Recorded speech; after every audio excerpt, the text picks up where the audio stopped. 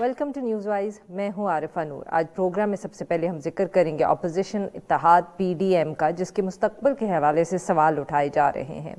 30 से ज़ायद सेनेटर्स की हमायत से यूसुफ रज़ा गिलानी साहब बतौर सेनेट अपोजिशन जो है वो नॉमिनेट तो हो गए, मगर पहले ही से जो इस्तीफ़ों के ऊपर तकसीम का शिकार थी पीडीएम, उसके लिए उनकी नॉमिनेशन एक और धचका साबित हुई है। मरियम नवाज साहिबा के जो तेज़ बयानात हैं और उसके जवाब के अंदर बिलावल भुट्टो ज़रदारी साहब का नून लीग को मामला ठंडे अंदाज में देखने का जो एक मशवरा था, उससे बिल्कुल ही एक मुतज़ाद तस्वीर जो है वो सामने आ रही है। पीपीपी और नवाज लीग का सियासी इख्तलाफ अब महज इस्तीफ़े या सेनेट के अपोजिशन लीडर तक नहीं रह गया, बल्कि पंजाब के अंदर कहा जा रहा है कि तहरीक अदम एतमाद भी जो है वो भी एक और इख्तलाफ का नुक्ता बन के सामने आ रहा है। मरियम नवाज साहिबा का ये दावा है कि पाकिस्तान पीपल्स पार्टी इस्टेब्लिशमेंट के कहने पर उस्मान बुज़दार चीफ मिनिस्टर पंजाब के ख़िलाफ़ तहरीक अदम एतमाद लाने की तैयारी कर रही है, मगर नवाज शरीफ साहब ने इसी वजह से मना कर दिया इस मूव को सपोर्ट करने के लिए। जबकि बिलावल भुट्टो ज़रदारी साहब का मौक़िफ़ ये है कि तहरीक अदम एतमाद के लिए उन्हें शहबाज शरीफ साहब और हमज़ा शहबाज शरीफ साहब के साथ उनकी काफ़ी मुस्बत गुफ्तगू हुई है और ये दोनों शख्सियात जो है इस हवाले से तैयार हैं। अब बज़ाहिर पीडीएम की कोई ख़ास सियासी सरगर्मी दिखाई नहीं दे रही। मौलाना फजल रहमान साहब और मरियम नवाज साहिबा की तबीयत जो है वो नासाज है, जबकि पाकिस्तान पीपल्स पार्टी को इस्तीफ़ों के हवाले से अपनी सेंट्रल एग्जीक्यूटिव कमेटी का इजलास बुलाना है। अभी इसी तनाजुर के अंदर हुकूमत की तरफ से अब नवाज लीग और पाकिस्तान पीपल्स पार्टी दोनों को इख्तलाफात भुलाकर इंतखाबी इस्लाहात और दीगर कानून साजी के ऊपर बातचीत करने की पेशकश भी की जा रही है। पाकिस्तान पीपल्स पार्टी इस सारे सूरत हाल के अंदर अब क्या सोच रही है, इस पर बात करने के लिए आज हमारे साथ मौजूद हैं शाजिया मरी साहिबा, मरकजी सेक्रेटरी इत्तलात हैं Pakistan peoples party. Welcome to the show Shazia साहिबा। शुक्रिया जी। शाजिया साहिबा, अब बताइएगा कि इस वक्त जो एक तरफ तो हम देख रहे हैं बहुत तनकीद पाकिस्तान मुस्लिम लीग नवाज की तरफ से हो रही है, टॉक शोज़ के अंदर भी दोनों जमातों के जो लीडर्स हैं उनकी बातों के अंदर एक दूसरे के ऊपर तनकीद हो रही है, मगर क्या अब हम इसकी वजह से ये समझ सकते हैं कि कोई बिहाइंड द सीन्स डायलॉग नहीं हो रहा दोनों जमातों के दरमियान? कोई कोशिश किसी किस्म की भी नहीं हो रही कि पीडीएम जो है उसको आगे बढ़ाया जाए, ये जो अलायंस है इसको इकट्ठा रखा जाए?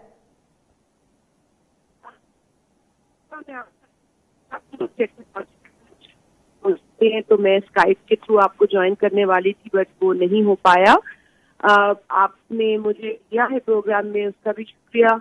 और जो आपने बात की है, देखिए मैं एक पॉलिटिकल कारकुन हूँ, एक सियासी जमात से मेरा ताल्लुक है जिसका पाकिस्तान की तारीख में जमहूरियत के लिए बहुत बहुत ज्यादा स्ट्रगल है। मैं उस पर्सपेक्टिव से बात करूँ क्योंकि बहुत सारे उतार चढ़ाव हमारी जमात में दिखे हैं और हरगिज़ हमारा तजुर्बा हमें ये इजाजत नहीं देता कि किसी चीज में डेडलॉक होगा या आगे बात नहीं बढ़ेगी। मैं अपनी जमात की जानिब से अगर आपसे बात करूं तो बिल्कुल मैं बड़ी क्लियरली और कॉन्फिडेंटली ये कह सकती हूँ कि जी हमारे लिए कोई भी चीज खत्म नहीं है। हम अभी भी ये ख्वाहिश रखते हैं कि ये जो छोटी छोटी मिसअंडरस्टैंडिंग और इख्तलाफात होते हैं, बिलखुसूस इस वजह से कि जमातें मुख्तलिफ हैं, आइडियोलॉजी अलग है, मंशूर अलग हैं, सोच नजरिया ये मुख्तलिफ है, लेकिन हमारा जो इस वक्त एजेंडा है, जो हमारा हदफ है, वो इस हुकूमत की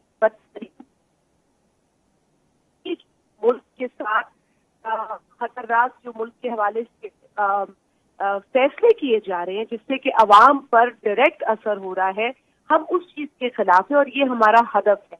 मैं हरगिज ये नहीं समझती कि दीगर जमातें जो पीडीएम का हिस्सा हैं और बिलखुसूस पाकिस्तान मुस्लिम लीग नवाज का आपने जिक्र किया, मैं उनको भी नहीं समझती कि वो भी इसमें कोई डेडलॉक चाहेंगे। हम दोनों जमातें मैं समझती हूँ कि मैच्योर ऑपोजिशन कर रही हैं कौमी असेंबली के अंदर, सेनेट के अंदर, और बारहा हमने कई मरतबा इस मौजूदा हुकूमत से ये कहा है कि आपको मैच्योर पार्टीज मिली हैं बहैसियत ऑपोजिशन। आप अगर काम करेंगे तो हम अच्छे काम की तारीफ करेंगे اور اپریشیٹ کریں گے. لیکن شازیہ صاحبہ معاف کریے گا آپ کی بات یہاں کاٹ رہی ہوں, بٹ آپ نے کہا کہ ہدف ایک ہے, بالکل اس میں کوئی شک نہیں ہے, جماعتوں کا ہدف ایک ہے, مگر رستے جو ہیں اس ہدف تک پہنچنے کے لیے وہ تو اب بہت پبلکلی الگ ہو گئے ہیں. پاکستان مسلم لیگ نواز استعفے چاہتی ہے, اسٹریٹ ایجیٹیشن سے بھی بات آگے لے کے جانا چاہتی ہے, آپ چاہتے ہیں کہ پارلیمنٹ کے اندر رہ کے حکومت کے اوپر دباؤ ڈالیں, پھر پنجاب کے اوپر بھی جو اختلافات ہم کہہ سکتے ہیں وہ سامنے آ گئے. تو اس کے لیے اب کہیں نہ کہیں کوئی ڈائیلاگ اگر ہو رہا ہے تو ہی یہ اختلافات جو ہیں یہ دور کیے جا سکتے ہیں. تو کوئی گفتگو بات ہو رہی ہے دونوں جماعتوں کے درمیان یا اس وقت بالکل ہی خاموشی ہے؟ دیکھیے ہم کو رکھنی چاہیے بھی ہونا چاہیے کہ کہیں نہ کہیں گفتگو ہو رہی ہے, دروازے بند نہیں ہوئے اور ہونے بھی نہیں چاہیے. عارفہ, جہاں تک آپ نے کہا ہدف ایک اور راستے الگ, راستے بھی جدا نہیں ہے, البتہ سوچنے کا طریقہ مختلف ہو سکتا ہے. ہم سمجھتے ہیں کہ استعفوں کی بات ہم اس کو کسی سے انکار نہیں کیا. ہماری جو آخری سی میٹنگ ہوئی تھی اس میں بھی ممبران کی یہی رائے تھی کہ استعفے آپشن رکھیں, لیکن آخری آپشن رکھیں, اس صورت میں رکھیں جب اس نااہل حکومت کو گرایا جا سکے. اس سے قبل اگر استعفے دیے گئے تو اس کو اسیس کیا جائے کہ اس سے نقصان یا فائدہ کس کا ہوگا. آپ مجھے بتائیے عارفہ, میں آپ سے صرف ایک نیوٹرل آبزرور پوچھتی ہوں کہ آپ کو نہیں لگتا کہ جو فیصلہ پیپلز پارٹی نے کیا کہ ہم پارلیمنٹ کریں گے, ایجوکیشن کی بھی کریں گے, جا کر ہم بائی الیکشن جائیں گے, ہم سینٹ کی الیکشن کی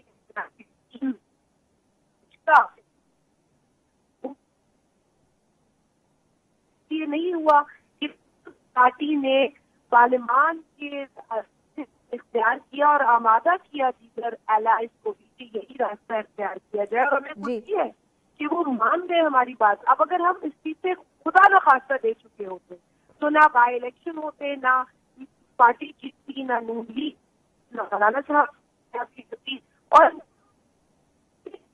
جی شازیہ صاحبہ معاف کریے گا آپ کی آواز بالکل کلیئر نہیں آ رہی, تو ویل ٹیک اے بریک. ناظرین یہاں پہ لیتے ہیں ایک چھوٹا سا بریک, اور بریک کے بعد ہم شازیہ مری صاحبہ سے اپنی گفتگو جاری رکھیں گے. اسٹے ود اس.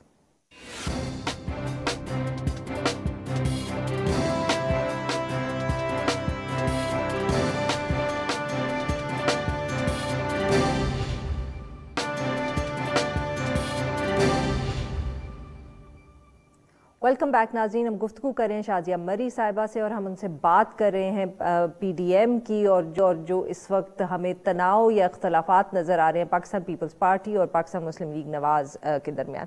شازیہ صاحبہ یہ بتائیے گا کہ یہ جو بہت ایک سخت ہم کہہ سکتے ہیں الزام لگایا مریم نواز صاحبہ نے کہ زرداری صاحب یا پاکستان پیپلز پارٹی اگر پنجاب کے اندر نو کانفیڈنس موو چاہتے تھے تو وہ اس کی وجہ یہ تھی کہ اسٹیبلشمنٹ ان کو یہ کہہ رہی تھی کہ یہ کریں. اس بات میں کتنی صداقت ہے؟ کیا سچ مچ آپ یہ کسی کے کہنے پہ کر رہے تھے یا کر رہے ہیں؟ کیونکہ بلاول بھٹو زرداری صاحب نے تو ابھی بھی ذکر ایسے ہی کیا جیسے وہ حمزہ شہباز شریف سے یہی ایشو ڈسکس کرتے رہے.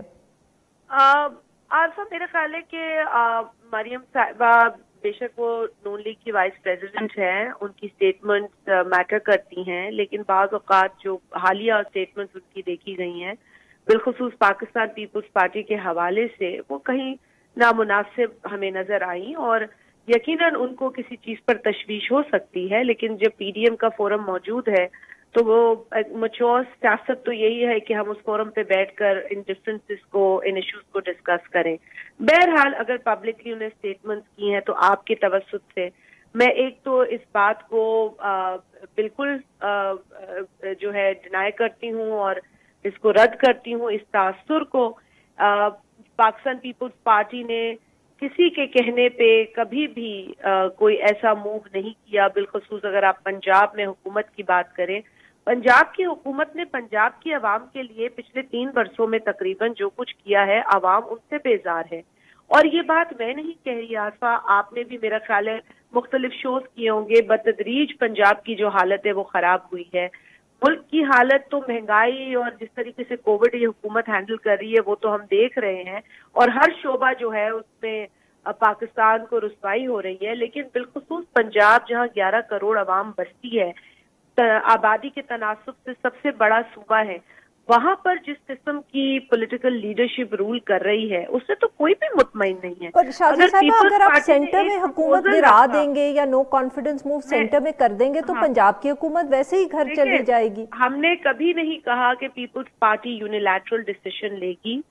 پیپلز پارٹی تو خاموش رہی جب سینٹ کے الیکشنز میں جو ہے ان اپوزڈ سینیٹرز آئے، جس میں سے نون لیگ کے بھی آئے اور گورنمنٹ کے بھی آئے۔ پہلی مرتبہ پاکستان کی تاریخ میں اس طرح کے سینٹ الیکشن کسی صوبے میں ہوئے ہیں۔ ہم نے تو کچھ نہیں کہا بیکاز نون لیگ ہماری ایلا ہے پی ڈی ایم میں۔ ہم اگر یہ باتیں اٹھائیں گے، آپسی پرابلمز دکھائیں گے تو پھر یقیناً گورنمنٹ خوش ہوتی ہے۔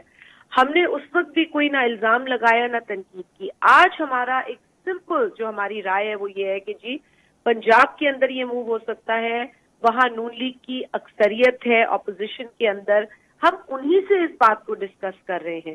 لیکن اس کے نتیجے میں کوئی تلخ بات کہنا، کوئی غلط الزام لگانا، میں سمجھتی ہوں ایک ایلائی کی طرف سے یہ بہت ناانصافی ہے۔ پر شازیہ صاحبہ وہ الزام یہ لگاتے ہیں کہ یہ آپ لوگوں نے شروع کیا جب آپ نے زرداری صاحب کی جو سپیچ تھی پی ڈی ایم کے اندر بند دروازوں کے اندر وہ آپ نے پبلک کر دی، وہ تو آپ لوگوں پہ یہ الزام لگاتے ہیں۔ دیکھیں سپیچ پبلک کرنا یا خبریں لیک کرنے کے لیے پیپلز پارٹی مشہور نہیں ہے، وہ اور جماعتیں ہوتی ہیں۔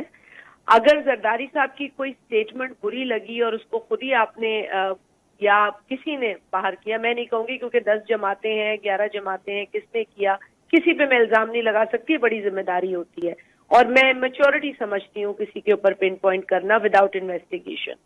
تو اگر زرداری صاحب کی کوئی بات کسی کو بری لگی ہے تو پھر نواز شریف صاحب کی بھی کوئی تقریر ہوئی تھی، آپ نے دیکھا ہم نے سے کسی نے، حالانکہ ہم چاہیں تو کیا کہا تھا نواز شریف صاحب نے اس تقریر میں؟ میں آپ سے یہی کہہ رہی ہوں میں آپ سے یہی کہہ رہی ہوں ہم چاہیں تو اپنے لیڈر سے یہ بات کنفرم کر کے آپ کے ساتھ شیئر کر سکتے ہیں، but as a worker of the Peoples Party میں ڈسپلن کی پابند ہوں۔ جو کچھ پی ڈی ایم کی میٹنگ کے اندر ہوا یہ میرا کام نہیں ہے باہر آ کے ڈسکس کرنا، تو یہ لیکس پہ ہم نہیں کام کرتے۔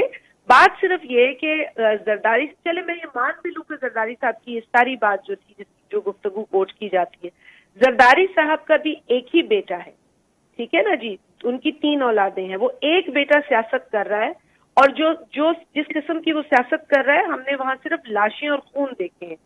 زرداری صاحب کا بھی دل دھڑکتا ہے جب ان کا بیٹا بڑے بڑے جلسوں میں جاتا ہے، لیکن ایک باپ ہے اور ایک سیاستدان ہے، دونوں صورتوں میں وہ جو کر رہے ہیں وہ ایک کشمکش کا شکار ہے۔ اگر وہ شخص 12 سال کی وداؤٹ کنوکشن جیل کاٹ کر نکلتا ہے اور ایک رائے کا اظہار کرتا ہے کہ جی اگر آپ اس ملک سے بیٹھ کے سیاست کریں تو ڈکٹیٹرز کی بھی جو ہے نا وہ بنیادیں ہل جاتی ہیں، یہ تو پھر ایک سو کالڈ جمہوری حکومت ہے۔ میں نہیں سمجھتی زرداری صاحب نے کوئی، اگر یہ بات نکلی اور اگر اس کا شوق کسی کو ہوا نکالنے کا تو اس میں کوئی بھی میں نہیں سمجھتی برائی ہے۔ اگر آپ ملک کے اندر سیاست کریں گے تو اس کا اثر زیادہ ہوگا، ملک سے باہر کریں گے تو یقیناً وہ اس طرح سے افیکٹو نہیں ہوگی جو کہ ہم چاہتے ہیں۔ بہت بہت شکریہ شازیہ صاحبہ، آپ نے ہم سے گفتگو کی۔ یہاں پہ لیتے ہیں ایک چھوٹا سا بریک، اور جب ہم بریک سے واپس آئیں گے تو ہم بات کریں گے جو کیبنٹ کے اندر گزشتہ روز تبدیلیاں ہوئی اور خاص طور پہ فائنانس منسٹری کے اندر اب ہمیں تیسرا فائنانس منسٹر دیکھنے کو مل رہا ہے۔ Stay with us.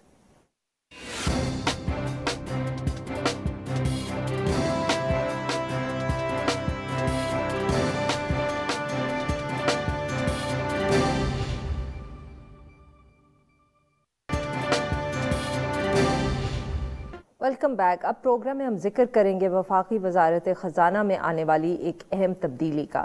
Doctor Hafeez شیخ صاحب کی جگہ پہ حماد اظہر نے آج وفاقی وزیر خزانہ کے طور پر ذمہ داریاں سنبھال لی ہیں۔ 2018 میں پاکستان تحریک انصاف کی حکومت جب اقتدار میں آئی تو اس کے بعد سے یہ مسلسل دوسری دفعہ اتنی اہم وزارت کے اندر تبدیلی ہوئی ہے۔ اس سے قبل اسد عمر صاحب کی جگہ پہ ڈاکٹر حفیظ شیخ صاحب کو اپریل 2019 میں تعینات کیا گیا تھا۔ حکومتی موقف کے مطابق یہ جو تبدیلی ہے، جو کرنٹ تبدیلی ہے، یہ اس وجہ سے کی گئی ہے کہ وزیر اعظم صاحب گزشتہ کئی ماہ سے مہنگائی کے مسلسل بڑھنے پر سابق وزیر خزانہ کی کارکردگی سے مطمئن نہیں تھے، اور اسی تناظر میں اب ایک نئی فائنانس ٹیم جو ہے وہ میدان میں اتاری جا رہی ہے۔ نئے وزیر خزانہ حماد اظہر صاحب نے اپنے ایک تازہ بیان کے اندر یہ کہا ہے کہ 2018 کے بعد سے ملکی معیشت میں استحکام آیا ہے اور اب ان کی کوشش ہوگی کہ عوام کو کرونا کے باعث لگنے والے معاشی بحران کے جھٹکوں سے بچائیں۔ یہ تبدیلی ایک ایسے وقت میں آئی ہے جب حکومت کے اوپر بیرونی اور اندرونی دباؤ موجود ہے۔ ایک طرف تو IMF کے ساتھ پروگرام جو ہے اس کو دوبارہ شروع کیا جا رہا ہے اور سبسڈی کے خاتمے اور دیگر جو اصلاحات ہیں اس کے حوالے سے سخت شرائط جو ہیں وہ پوری کرنا ہوں گی۔ دوسری طرف اندرونی طور پہ حکومت کو بڑھتی مہنگائی کا چیلنج درپیش ہے جس کو وجہ بنا کر اب نئے وزیر خزانہ کو لایا گیا ہے۔ کیا یہ جو تبدیلی ہے یہ افیکٹو ثابت ہوگی؟ اس حوالے سے گفتگو کرنے کے لیے آج ہمارے موجود ہیں ثاقب شیرانی صاحب، یہ ایک ماہر معاشیات ہیں۔ ویلکم ٹو دی شو سر۔ جی شیرانی صاحب، کچھ روز پہلے آپ نے اسی سے ملتے جلتے ایک ایشو پہ کالم بھی لکھا تھا اور آپ نے اس کے اندر یہ ذکر کیا تھا کہ معیشت کے اندر جو ایک ٹائٹ فزیکل ڈسپلن ہے اس کے ساتھ ساتھ اصلاحات یعنی کہ ریفارمز کی بھی ضرورت ہے۔ کیا ہم کہہ سکتے ہیں کہ یہ جو تبدیلی ہم فائنانس منسٹری کے اندر دیکھ رہے ہیں اس کے پیچھے ایک وجہ یہ بھی ہو سکتی ہے، یا جیسے کہ حکومت خود کہہ رہی ہے اس کا تعلق صرف اور صرف مہنگائی سے ہے؟ شکریہ عارفہ۔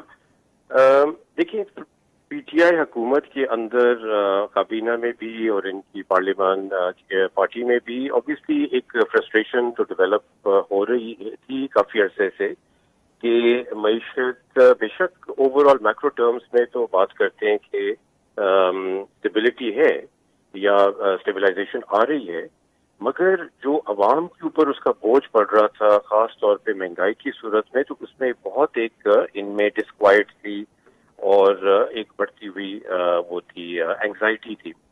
تو اب یہ کہنا مشکل ہے کہ یہ اس کا نتیجہ ہے یا کوئی نئی سمت جو ہے۔ میرا اپنا خیال ہے کہ نئی سمت کا تعین کرنا حکومت کے لیے بہت مشکل ہوگا، کیونکہ اس کا بنیادی نتیجہ پھر یہی ہوگا کہ IMF کے ساتھ آپ کو لیڈنگ کورس پہ چلے جائیں۔ تو اب ان کے پاس چوائس یہ ہے، یا تو IMF پروگرام کو کمپلیٹ کریں یا آگے بڑھائیں، یا پھر ایک نئی سمت کا تعین کریں جس کی وجہ سے شاید پاکستان میں ایک دوبارہ بحران معیشت کا 1-2 سال میں کھڑا ہو سکتا ہے اینڈ ان کی الیکشن کے ٹائم پہ۔ تو میرا خیال ہے بہت مشکل ان کی ہے، اور ان کی اسٹریٹجی اور سوچ بالکل واضح نہیں ہے کہ پرائم منسٹر صاحب نے جنہوں نے منتخب کیا تھا حفیظ شیخ صاحب کو 6 ہفتے پہلے سینیٹ کے لیے، وہ آج کہہ رہے ہیں کہ ان کو ہٹا دیے مہنگائی کی وجہ سے۔ تو بڑا کہیں واضح نہیں ہے کہ کیا سوچ ہے اس کے پیچھے۔ سر بٹ یہی بات جو آپ کہہ رہے ہیں کہ اس وقت ایک نئی سمت جو ہے اس کو تو ڈٹرمن کرنا مشکل ہے، بٹ سر اگر ساتھ ساتھ حکومت خود کہہ رہی ہے، جو شبلی فراز صاحب نے ذکر کیا کہ مہنگائی کی وجہ سے ہٹائے، تو سر اس مہنگائی کا کچھ حد تک ہم کہہ سکتے ہیں، آپ بہتر بلکہ بتا سکتے ہیں، کچھ حد تک تعلق تو IMF کے پروگرام سے ہی ہے اور ان کی جو کڑی شرائط ہیں۔ اب اگر تو وہ کڑی شرائط حماد اظہر صاحب لے کے آگے چلیں گے اور اسی پروگرام میں رہیں گے تو پھر تو مہنگائی کنٹرول نہیں ہوگی، یا ہم یہ کہہ سکتے ہیں کہ حماد اظہر صاحب میں کچھ ایسی صلاحیت ہے جو حفیظ شیخ صاحب میں نہیں تھی اور وہ IMF کا پروگرام بھی لے کے چل سکتے ہیں، انہی شرائط پر لے کے چل سکتے ہیں اور مہنگائی کو بھی کنٹرول کر لیں گے؟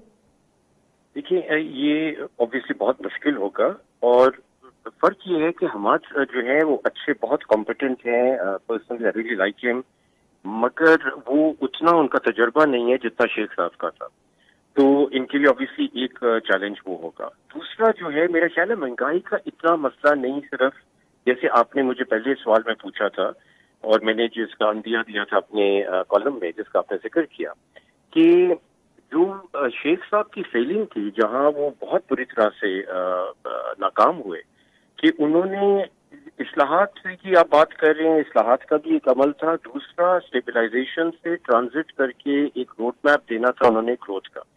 یہ ہماری ایک سٹیزن کے طور پہ اور پرائم منسٹر کی اپوائنٹنگ اتھارٹی کے طور پہ ایک توقع تھی ان سے، جس پہ وہ پورا نہیں اترے۔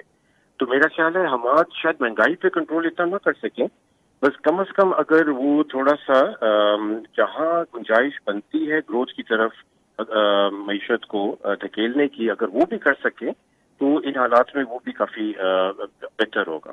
تو سر آپ کے خیال میں یہ کس طرح ممکن ہے، یا یہی بات کہ گروتھ کو اور آئی ایم ایف کے پروگرام کو، کیونکہ عموماً پاکستان کے اندر جو ہمارے جیسے لوگ جو گہری نظر نہیں اس ایشو پہ رکھتے، تھوڑا سا جانتے ہیں، تو یہی خیال ہے کہ اگر آئی ایم ایف کا پروگرام چل رہا ہے تو پھر گروتھ جو ہے یا اسٹرکچرل ریفارم تو ہے وہ تو ناممکن ہے، اور سب سیاسی حکومتوں کو جیسے جیسے الیکشن کا وقت قریب آتا ہے گروتھ بھی چاہیے ہوتی ہے، اسپینڈنگ بھی چاہیے ہوتی ہے، اور وہ آئی ایم ایف کے پروگرام کے ساتھ نہیں چل سکتی.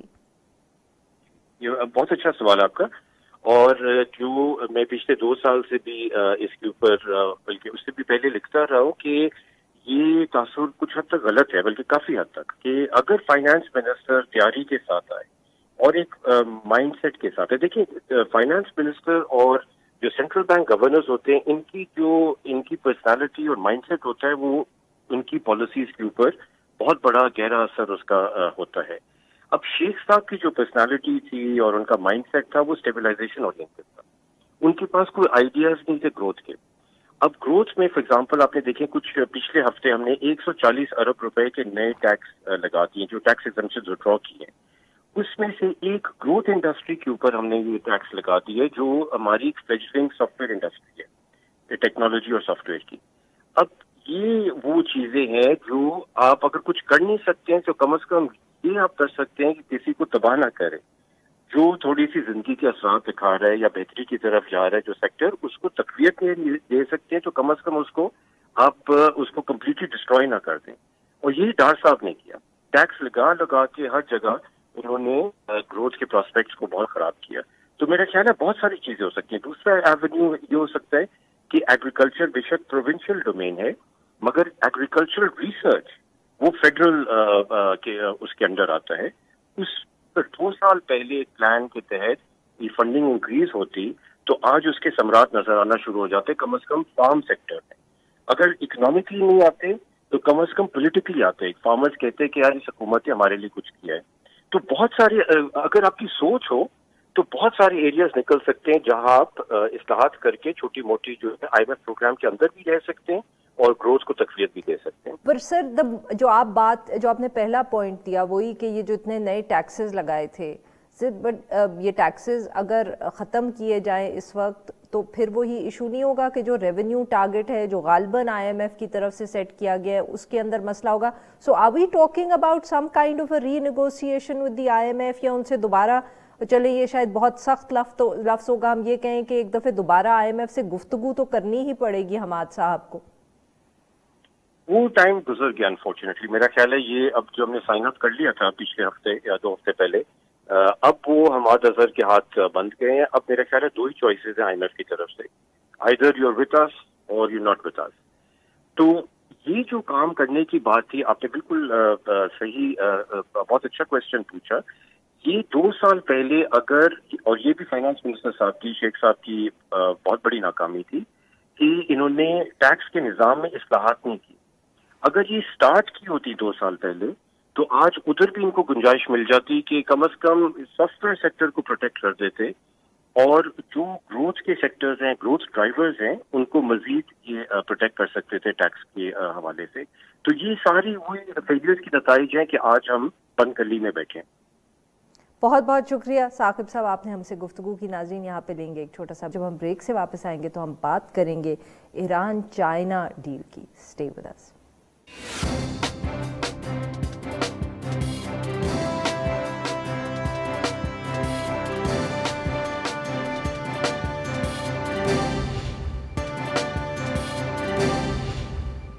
Welcome back. پروگرام کے آخر میں ہم ذکر کریں گے چین اور ایران کے درمیان ہونے والا 25 سالہ اسٹریٹجک معاہدہ جو ہے. معاہدے کو چائنا ایران پیکٹ کا نام دیا جا رہا ہے، اور اس کے اوپر دونوں ممالک کے جو وزرائے خارجہ ہیں انہوں نے تہران کے اندر 2 روز قبل دستخط کیا، اور اس کے سیاسی، معاشی، اسٹریٹجک پہلو ہیں. ایران اور چین کے درمیان 2 طرفہ سرمایہ کاری بڑھانے کے حوالے سے 2016 سے کام ہو رہا تھا، اور 2018 تک چین ایرانی تیل کا بھی ایک بہت بڑا خریدار بن گیا.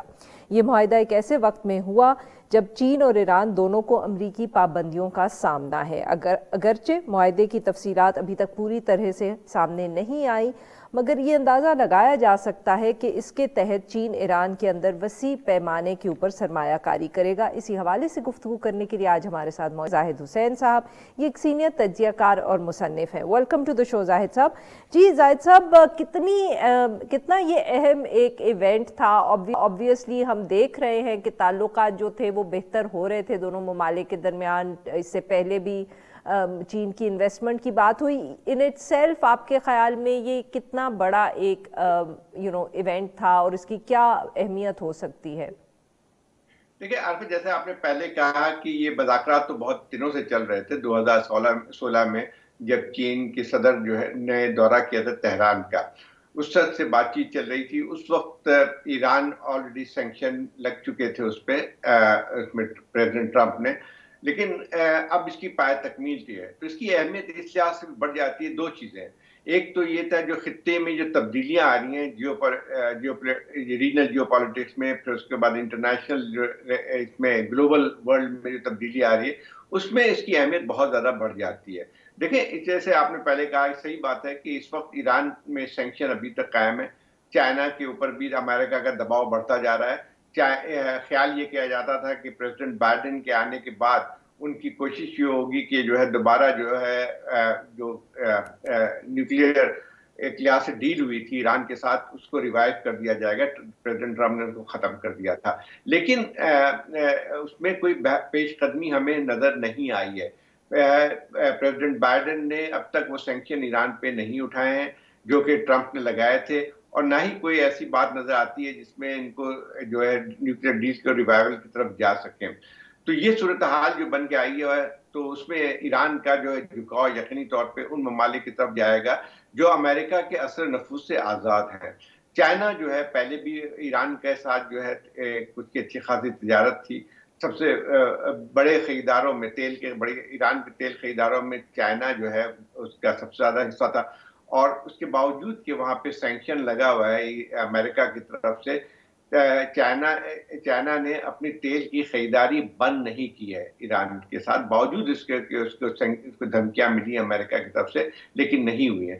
تو یہ جو ہے یہ معاہدہ جو ہوا ہے، جس میں میں خیال یہ کہ اس کا اثر پڑے گا، دور رس اثرات پڑیں گے اس پورے ریجن کی جیو پالیٹکس میں۔ سر، کیا پاکستان کے لیے یا اس خطے کے اندر آپ ایسا میجر تبدیلی آئے گی، پاکستان کے اوپر اس کا اثر ہوگا؟ لیکن پاکستان پر کوئی براہ راست اثر نہیں ہوگا، لیکن یہ کہ پاکستان بھی اور چائنا کے ساتھ جو قریبی تعلقات ہیں، اور اگر ایران کے ساتھ بھی اس طرح کے تعلقات بنتے ہیں، تو یقینی طور پہ ایک دونوں ممالک کے لیے ایک سود مند ثابت ہوگی چیز۔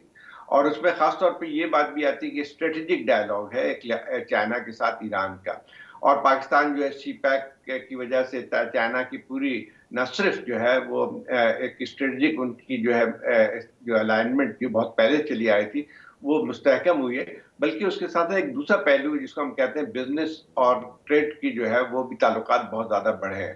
تو میرا خیال یہ کہ یہ معاہدہ جو ہے پورے خطے کے لیے اچھا ثابت ہوگا، معاشی ترقی کے لیے، اور خاص طور پہ جو امریکہ کا جو پالیسی ایک ایگریسو رہی ہے اس میں، یعنی ان تمام ممالک میں جو کہ چائنا کے ساتھ تجارت کرنا چاہتے ہیں ان کے پر پابندیاں لگانے کی بات ہو رہی ہے، ساری چیزیں ہو رہی ہیں۔ تو میرا خیال یہ کہ اس میں ایک خطے میں اس کے اثرات اچھے پازیٹیو مرتب ہوں گے۔ اب یہ دیکھنا یہ ہے کہ اس معاہدے کے بعد امریکہ کا کیا رویہ ہوتا ہے، یہ بہت اہم چیز رہتی ہے، کیونکہ ایران اب تک سینکشن موجود ہے، اور چائنا کا جو یہ اقدام ہے وہ میرے خیال ہے امریکہ میں شاید یہ تصور کیا جائے گا کہ اس سینکشن سے انحراف ہے، لیکن میرے خیال چائنا کسی دباؤ میں آنے کے لیے تیار نہیں ہے، نہ ہی اس کو دباؤ میں آنے کی ضرورت ہے۔ چائنا کا ایک لحاظ سے دیکھا جائے تو گلوبل جو ہے ایک رول بن کے آیا ہے، اور میں نہیں سمجھتا ہوں کہ جو ہے امریکہ میں تنقید ضرور ہوگی، امریکہ کوشش ضرور کرے گا، لیکن اس معاہدے کو ختم نہیں کروا سکتے۔ بہت بہت شکریہ زاہد صاحب، آپ بات کی۔ ناظرین آج کے لیے بس اتنا ہی، we'll be back tomorrow at the same time.